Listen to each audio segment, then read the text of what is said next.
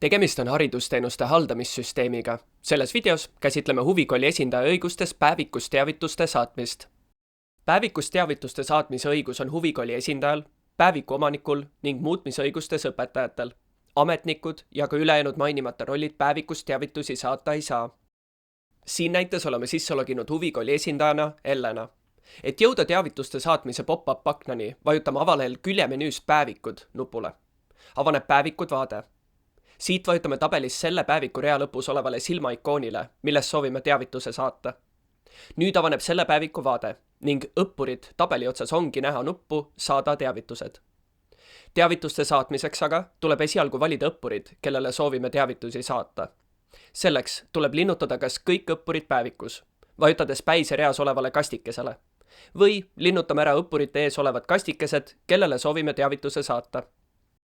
Kui oleme linnukesed märkinud, siis vajutame Saada teavitused nupule. Avaneb pop-up aken, kus on kohustuslikkudeks väljadeks teavita, kirjasaatja e-post, kirja teema ning kirja sisu. Teavita lahtrist avaneb ripploend, kus saab valida, kellele teavitus saadetakse. Võimalus on teavitada kas õppurid, õppurite esindajaid või ka mõlemaid korraga.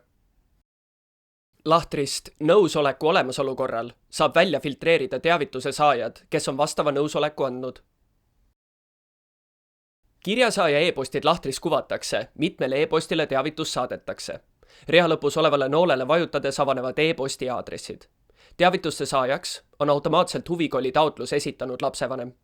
E-postide arv ja märgitud õppurite arv ei ole alati samasugune, sest õdede ja vendade puhul näiteks on teavituse e-posti saajaks sama lapsevanem. Kirjasaatja e-post on vabateksti lahter, kus saab muuta saatja e-posti vastavalt soovile.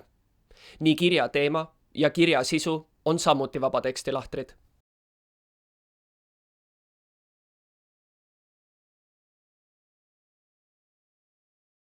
Kui kõik väljad on täidetud, siis tuleb teavituse väljasaatmiseks vajutada nupule Saada teavitused. Kui teavitust ikkagi saata ei soovi, siis vajutame nupule Sulge aken. Teavituse saatmise puhul küsib süsteem veel üle, kas soovitakse teavitused saata. Jah nupule vajutades lisatakse kirjad saatmisjärjekorda.